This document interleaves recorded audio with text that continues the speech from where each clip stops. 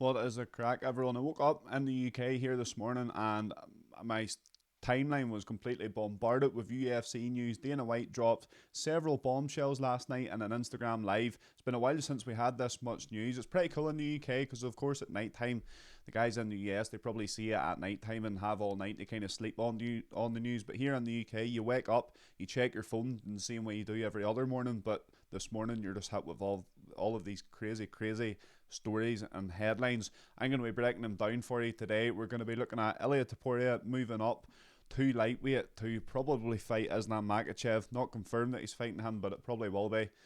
Of course, the fall off of that means we've Volkanoski and Lopes in the title fight. Paddy Pimblett and Michael Chandler has been announced. This is the Miami fight card. We're going to be looking at that. We're going to be looking at the new main event for UFC London, which I am going to. So I'm going to be giving you my thoughts on that. And then Bilal Muhammad is fighting JDM. A lot to take in. We've also got Manon First taking on Valentina Shevchenko for the women's flyweight title. A hell of a lot to take in here. I still haven't fully dissected it, so I'm going to do that now with you. Starting off with Ilia Topuria moving up to lightweight.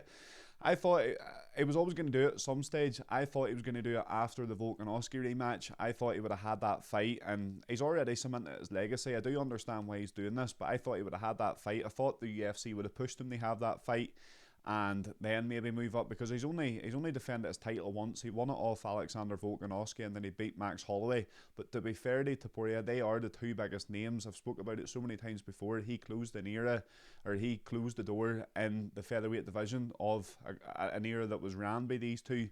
So there isn't really much left for him. A rematch, what more does he prove by beating Volk in a rematch? He proves that he's better than him. I think most people, I'm a big, massive Volkanoski fan, but even I can agree Topuria is better than Volkanoski. I think he would have beaten him again in the rematch. So he's stepping up to fight Islam Makhachev. This isn't announced. Dana White did say that until the first punch is thrown in the Lopes and Volkanoski fight, Topuria is still technically champion and the title cannot be vacated. So we probably won't see an announcement until this fight happens in April. And then we probably will get the Islam Makhachev announcement. I would say it's going to be International Fight Week with Tom Aspinall and John Jones not being announced. It looks like it's a wee bit further away than what we originally thought. I can't see it being an International Fight Week. But this fight right here, Islam Makhachev against Topuria, this is a super fight. This is, outside of Aspinall and Jones, this is the biggest fight the UFC can make. It is worthy of a main event spot on International Fight Week. It's one I'd be really looking forward to. For Islam Makhachev, I would say he's not too happy about this. I listened to him on the Mighty Mouse podcast and he spoke about how beating these lighter guys doesn't do much for his legacy. I would disagree. I do think it does do a lot for his legacy, but there's always going to be that caveat. You know, you look at Volkanovski, he beat him twice, and people say, oh, but he was a featherweight, really? Are they going to say the same about Topuria? I'm not sure. They might do, but if Islam beats Topuria, I don't think you can really pull that caveat that he's a featherweight, because he's obviously struggling to make featherweight. This is why he's moving up, according to his coach. So he naturally is a lightweight in a way that was cutting down to featherweight for most of his career. So that is going to be a smashing fight. Hopefully it is International Fight Week. As I say, it's the next best thing to John Jones and Tom Aspinall. I'm surprised the UFC's letting them do it. I would say they kind of went back and forth on this for a while, because the UFC, you know, if Volkanovski wins this fight against Diego Lopes, as people are going to say, oh, but Topuria is the real featherweight champion because he never actually got defeated and lost the belt, similar to what Francis Ngannou done at heavyweight. They may say that, and they probably do have a point, to be fair, because if Topuria was still in the featherweight division, I don't think Volkanovski gets the belt. This is a stacked card. This is a really, really good card. Looking at the top two fights, obviously Volkanovski and Lopes. A good fight this is. I think it's a good matchup for Volkanovski, to be honest. Lopes is doing really, really well in the featherweight division, but I think Volkanovski gets the nod here. That's my early pick for it. It's going to be a really good fight. They're both two big names, and I'm looking forward to that one as well. Chandler against Paddy Pimblett. I think there was something strange going on here, because I heard from good sources for the past few months that Paddy Pimblett was meant to be fighting Matthias Gamrot. And Paddy Pimblett said a number of times in his videos that everyone's talking about speculation and the fight that he's going to have, but no one's actually mentioned the right opponent. People's been talking about Paddy Pimblett and Michael Chandler for a long time now, so I think this maybe hasn't been the plan the whole time. I think Paddy maybe was going to fight Mateus Gamrot and Chandler. Something's happened. They maybe didn't have an opponent for Chandler, or they wanted to give Paddy a bigger name, and that's why he's fighting Chandler. This is a better matchup for Paddy Pimblett, in my opinion. He's a lot taller than Michael Chandler. He's going to be a lot rangier. I think his jiu-jitsu will be good. And saying that, he might struggle to take him down. But stylistically, it's a good matchup. This is Paddy Pimblett's shit or get off the potty moment. If he wins this fight, you know, they probably will fast track him to a title shot. I'm not going to lie. Does he deserve it? Maybe not. I think he should maybe have one more win after beating Chandler, but they probably will fast track him to a title shot. For Michael Chandler, this is a good way to build his reputation back again by getting a win over a prospect like Paddy Pimblett. It's good to see Paddy fighting at the top of the lightweight division. It's been a long time coming. He's made a lot of noise since coming into the UFC. He's had some ups and some downs. Still hasn't been defeated, but he's still had some downs. He's had sort of sour moments with the fans, so it's good to see him getting in there against a fan favourite like Michael Chandler. This is going to be a really good fight. What a co-main event this is. This whole card, to be honest with you, is kind of, we haven't really seen a card like this since maybe like pre-UFC 300, 298, 299 and 300 were all absolutely stacked. But I feel like since that, especially the ones of late, and even 313 coming up, they're good cards, but they're not completely stacked with smashing fights that's got a lot on the line. Whereas this card does have this. Looking at it, of course, there's the two we just mentioned, Volkanoski and Diego Lopes, and Pimblett Chandler. Yair Rodriguez fighting Patricio Pitbull. Patricio Pitbull making his debut. I'm surprised they're letting him step in as high up the rankings as Yair Rodriguez. I thought they maybe would have worked him up a wee bit more. He's 37 years of age, but I suppose that's maybe what they're looking at too. Let's get him the fights quick. He's not going to be around for too long. Obviously a Bellator legend. I actually seen his last fight in Bellator in Belfast. Whenever I was watching it, I didn't know it would have been his last fight for Bellator. Even seeing him on UFC graphics is pretty cool. Some interesting matchups for him. I think there's better matchups for him at lightweight, to be honest, but if they're looking him to get into the title picture, featherweight probably is the best place to do it. Yair Rodriguez, a good opportunity for him to piggyback off the name of Patricio Pitbull. Apparently this wasn't the first fight offered to Patricio Pitbull either. Apparently they were offered, according to his agent, they were offered a couple of different names before they said yes, but the fights never materialised. So fair play to Yair Rodriguez for taking this fight. I think that's why he is getting the fights so high up their rankings. He was maybe offered guys maybe from 5 to 10 in their rankings, and they maybe turned it down for whatever reasons. So that's a good fight. Patricio Pitbull making his debut. There's always going to be a lot of hype surrounding that. Jeff Neal against Carlos Prates. This is Carlos Prates' gatekeeper moment. Jeff Neal is a gatekeeper of the top 10. Carlos Prates ranked 13th at the minute. If he beats Jeff Neal, there are some really interesting matchups for him in that welterweight division within the top 10. Jeff Neal's going to give him a good fight. Jeff Neal's good with his hands. Carlos Prates is good with his hands. They both got KO power. Really, really looking forward to that one. That is going to be a smashing fight. That's a potential fight of the year contender there. And if Jeff Neal kind of shows that grit that we have seen of him in the past and doesn't sort of lie down, the Carlos Prates, once a sort of onslaught of punches come, we're in for a smashing fight there. I'm looking forward to that one. Nikita Krylov against Dominic Reyes. Really good fight again. Really good fight. Dominic Reyes on a good run at the minute. Nikita Krylov hasn't been too active of recent, but another really good light heavyweight. That's going to be a high level fight as well. Both ranked are four is this is his chance to get back into the top 10. I thought they were both ranked top 10. I'm actually surprised Dominic Reyes is 11th ranked after the kind of run he's been on. But this is a really, really good fight as well. Dan Ige against Sean Woodson, another good fight. Dan Ige always brings the fire. Sean Woodson, a good fighter as well. Yan Jinan against Werner Jandiroba. This is a fight that we knew about. We knew this fight was on this card. This is a potential contender fight for the strawweight division. Who knows? Is Zhang Weili going to move up and fight maybe Shevchenko? We're going to touch on that in a wee moment. But the strawweight title, there might be an interim title there. Zhang Weili may do what Topuria is doing and vacate the strawweight title. This fight against Yan Jinan against Werner Jandiroba, there's a lot on the line here. This really does cement whoever wins this at the top of the women's strawweight division. I would say the winner maybe gets a fight against Tatiana Suarez. If you throw her name into the mix there as well, I'll be interested to see her against these two. Really, really good fight there as well.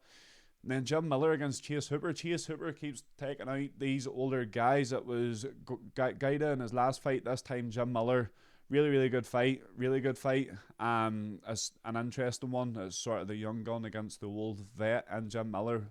The old vet and Jim Miller, but the old vet that's performing. You know, Jim Miller a few fights ago looked like he was in the form of his lifetime, which was absolutely mental. He actually creeped into the rankings, or he was close to creeping into the rankings, which was crazy. I'm sure at this stage of his career he never thought he would be doing that. So that's another entertaining one there. Now, Leon Edwards taking on Sean Brady now instead of Jack Della Maddalena. This is interesting, very interesting. I think Sean Brady kind of was offered this fight at the start, but something to do with his wife having a child around the time of the date. He didn't take it. He is taking it now because he's getting a chance at the former champion, and Leon Edwards, I would say, he's been paid nicely to go over to London and have this fight. I am going to this event, and I was really looking forward to seeing JDM against Leon Edwards. I thought that's a good matchup for Leon Edwards. JDM's probably not going to take him down. They're going to stand and trade. And I would say that's what Leon Edwards was training for. I would say he was training for a striker like JDM, and then he's completely taken a mix in style here. Or he's taking a change in style here, taking on Sean Brady. Sean Brady's going to grapple him. He's going to be very grapple heavy. We've seen what Bilal Muhammad done to Leon Edwards, but then we also seen what Leon Edwards done to Kamaru Usman and Colby Covington. I think that was an off night for Leon Edwards against Bilal Muhammad. I think Bilal Muhammad performed unbelievably well, and Leon Edwards performed unbelievably bad. And I think that's kind of what happened there. Sean Brady, is he going to perform at the same level Bilal Muhammad is? I don't think so. It'll be interesting to see if Leon Edwards wrestling is better than what it was against Bilal Muhammad, because he's got that good wrestling defense or offense as well in his bag. He took down Kamaru Usman, he took down Colby Covington. He was able to they match these guys in the wrestling department. So this is an interesting fight. Kind of raging I'm not seeing Jack Della Maddalena anymore, because I was really looking forward to that one. But UFC London's going to be a good one. This, I was going to say it's a title contender. I don't know if it is a title contender now. You know, Shavkat's still in the mix. Obviously, he's injured, and that's why he's not fighting Bilal. We'll touch on that now. So this probably isn't a contender fight. I would say whoever wins this maybe will have one more fight before they get to the title. Maybe a fight against Ian Gary would be on the cards for the winner of this one. That makes a hell of a lot of sense too. But I'm looking forward to seeing this as well. Pissed it's not JDM anymore, but Sean Brady is a very good and a very a quality replacement. Now, Bilal Muhammad and Jack Della Maddalena.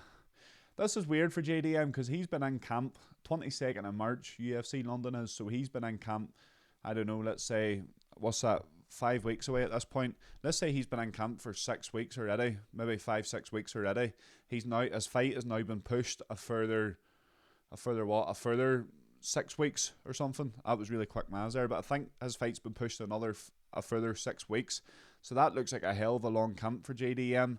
I'm not sure. I'll be quite interested to see what way he is managing that, because he's obviously in the depths of fight camp now. If he was fighting on March 22nd, getting the hard rounds in, but if this fight's been moved back 6 weeks, he can't continue that pace right up until this new date. So I'll be interested to see if he does any interviews and they see how he's managing his fight camp now that it has been extended 5 or 6 weeks. In terms of this matchup, I think it's interesting. It's not the one that we wanted to see. We wanted to see Shavkat Rakhmonov. I'm a big JDM fan. I think he should have had one more fight before the title, but if they come knocking and there's a title fight on the door or on the line, you have to get your foot in the door. You have to take it. You have to take these opportunities in the UFC, or else you can be punished for it.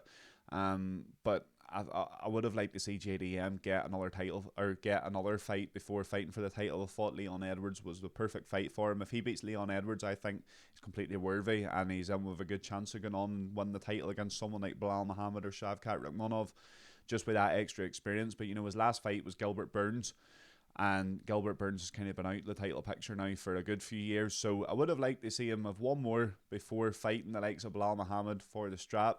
But as I say, once the opportunity comes knocking, you have to take it. This is a good fight. It's a really good fight, and hopefully JDM can sort of punish Bilal Muhammad more on the feet than what Leon Edwards did. As I said before, that was a flat performance from Leon Edwards. I don't think Bilal Muhammad is actually that good on the feet as what he looked that night. Hopefully JDM can expose that, and who knows, he might be able to stop Bilal Muhammad's takedowns. Bilal Muhammad's going to be favourite coming into this one, let's face it. It's kind of hard to look past him at this point. I looked past him for his whole career, but when I was at UFC 304 in Manchester, and he completely ragdolled Leon Edwards, put a massive damper on the night. I think it was like 6:30 in the morning or something stupid. Put a massive damper on the night, really flattened the crowd. But what a performance he had, and he was oozing confidence in the press conference and everything before it. So Bilal Muhammad is confident in himself. It's a bit of a weird one here too, because I would have liked to have seen Islam maybe stepping up and fighting Bilal, and I thought that maybe was on the cards, but of course Bilal has come out and says that he doesn't want to do that. Him and Islam didn't train together for that long, let's face it. Them two could definitely fight each other. You know, I know they've sort of broke sweat together, maybe bled together, as Bilal Muhammad said. Yes, when you train with people, you do form this connection, but as fighting, at the end of the day, just because you're fighting them doesn't mean you need to fall out with them. We're trying to find out who the best in the world here is.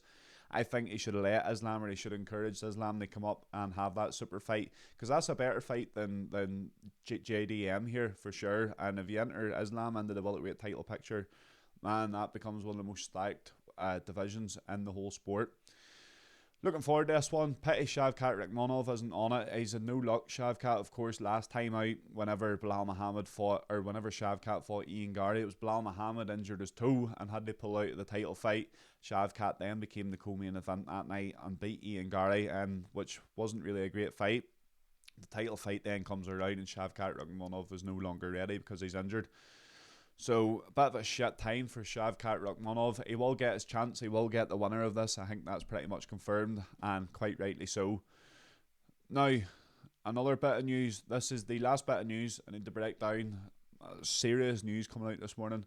Valentina Shevchenko is going to fight Manon First. This is fair. It is fair. After Zhang Weili beat Tatiana Suarez, I was saying, make the super fight. Zhang Weili against Shevchenko gives Zhang Weili the chance to chase greatness, become a double champ. But First is a good contender. She was next in line. Everyone knew she was next in line. And the timings of this are good as well. They're getting this fight out the way. They're getting it done. I'm not saying that as if Shevchenko's going to walk all over First. First is a willing contender and she's a worthy contender. But I think for Shevchenko, if she gets this fight over with and she wins it in May, you could be looking at the end of the year and we can still have that super fight between her and Zhang Weili, which is the fight that everyone wants, really. It's the one that I want to see, as probably the biggest women's fight that we've had in a long, long time, unless Kayla Harrison was to fight Amanda Nunes, or Amanda Nunes was to return in some kind of form or fashion. Shevchenko and Zhang Weili is the biggest fight they can make in women's MMA. Unless you entered Dakota Chiva into the picture. If she comes into the picture, we've got a different story. But currently in the UFC roster, it definitely is. So I was looking forward to seeing it. I think we will still see it. An early pick here, I would go for Valentina Shevchenko to get the win, and for us to see that super title fight in the women's flyweight division between Zhang Weili and Shevchenko at the end of the year.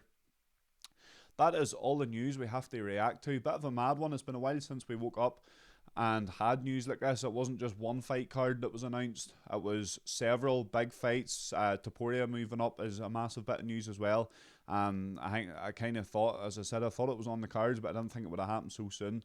So an interesting morning for sure. Make sure that if you like this content to like, share and subscribe to Bernie Talks Fighting. I haven't been posting videos on this account in a long while. I've been running the Combat Sports UK YouTube channel, so go and check that out as well. You'll get loads of my stuff over there, but I'm going to be posting here more regular, doing more stuff like this, just reacting to news, doing fight picks and all the good shit. So make sure if you enjoy this to like, share and subscribe to Bernie Talks Fighting. Thank you, and we'll see you in the next video.